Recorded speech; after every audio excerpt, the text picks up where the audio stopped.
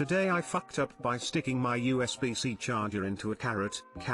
I am a third-year marketing student currently writing my research dissertation. How did I even get to this point with my chicken brain? And I was cooking and just snacking on the carrots. Curiosity got the best of me, so I was thinking to see what happens if I stick one end of my charging cable into a carrot, and the other end into my laptop. Disappointingly, no energy was drawn from the carrot. However, the end of the cable that was in the carrot got irreversibly damaged. There's a piece of carrot now stuck in my USB-C cable, and I even used a needle to try and get it out. But still, no juice. Now, if my laptop runs out of juice, that's it until the replacement cable arrives. It's due to be delivered on Wednesday. Too long didn't read. Don't stick electronics into food. Update: the carrot turned into a shriveled carrot. It fell out of the cable, but the juice delivery still isn't working. Then I have to wait for Monday when I'm back on campus to loan a laptop. Thank God I was clever enough to have all my work in the cloud.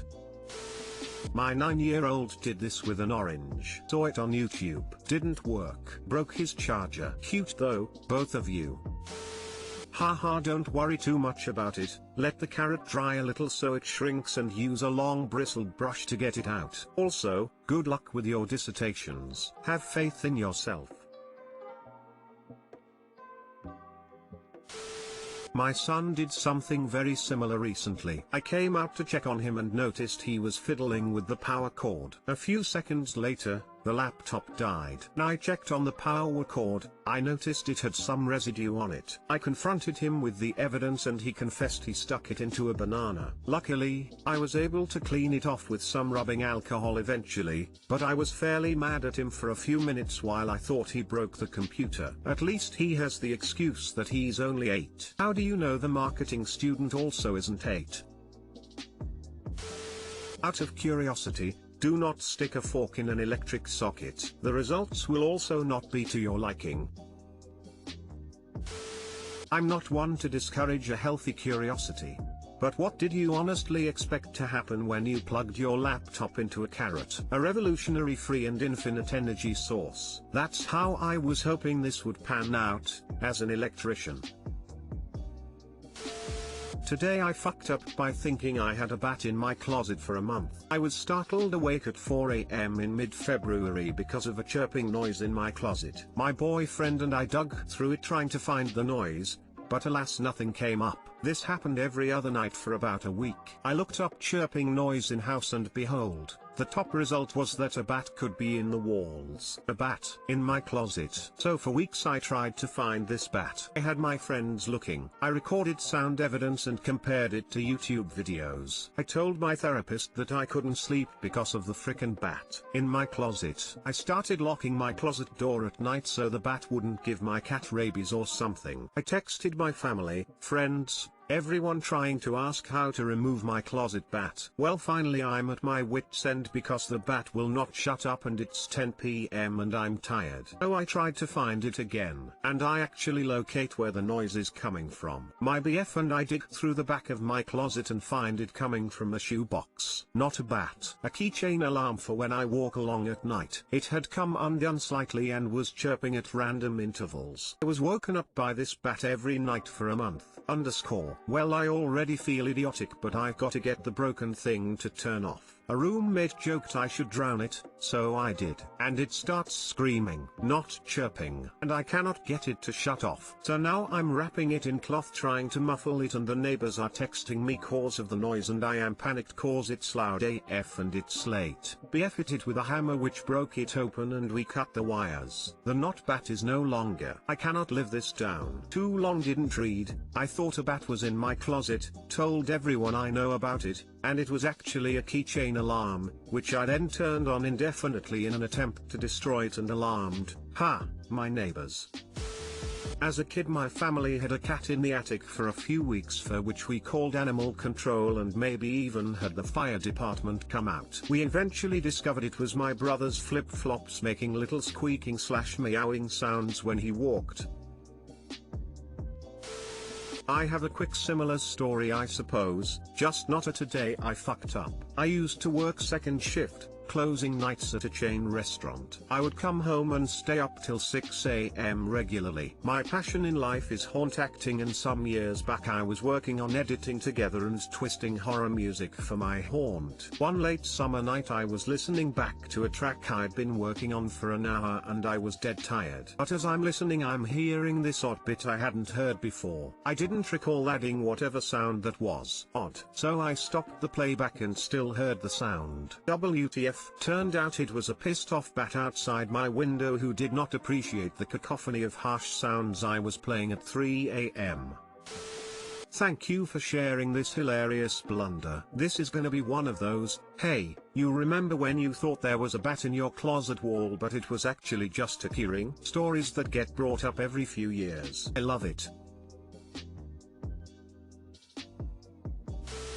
OMG, thank you for sharing this. I once ran panicked out of the loft over my filled garage certain I heard a bat. I was supposed to sleep there with my family. We ended up sleeping on air mattresses in the study instead. Wasn't a bat, it was one of those air fresheners that would spray at intervals. My husband made swear I would tell no one. He didn't want to sleep up there anyway. ETA, thanks for the award.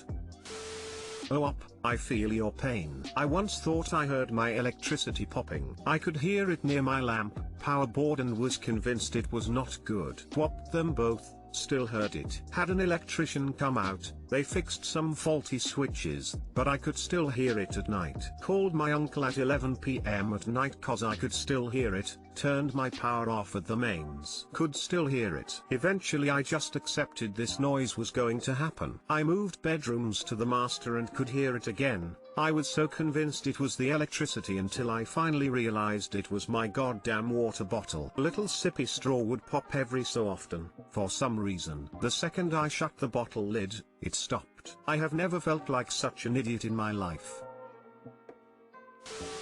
Today I fucked up by ordered dim sum. My boyfriend and I recently moved to a new apartment. As we were driving around doing groceries I saw a cute looking dim sum restaurant. Neither of us have had dim sum before but we love trying new food and had been talking about trying some for a while, so we agreed to order some takeout this weekend. Well, here's where I fucked up. I was looking over the menu, incredibly excited by all the options and made a sizable list of how many I wanted to try. I intended to go pretty ham as a treat for my boyfriend, predicting that I'd be paying $50 to $60. I called the restaurant and began to place my order. After every item the woman on the other end of the line asked how many of the item I wanted. At first I had assumed that each order came with multiple pieces, but after hearing her ask how many I wanted I figured that you had to specify how many pieces you wanted, so I did. Well, we show up to pick up the order about 20 minutes later and there are a lot of takeout boxes behind the counter. I assume that it's a pretty popular place, mentally high-five myself for having good taste, and ask the server if an order is ready for my nickname.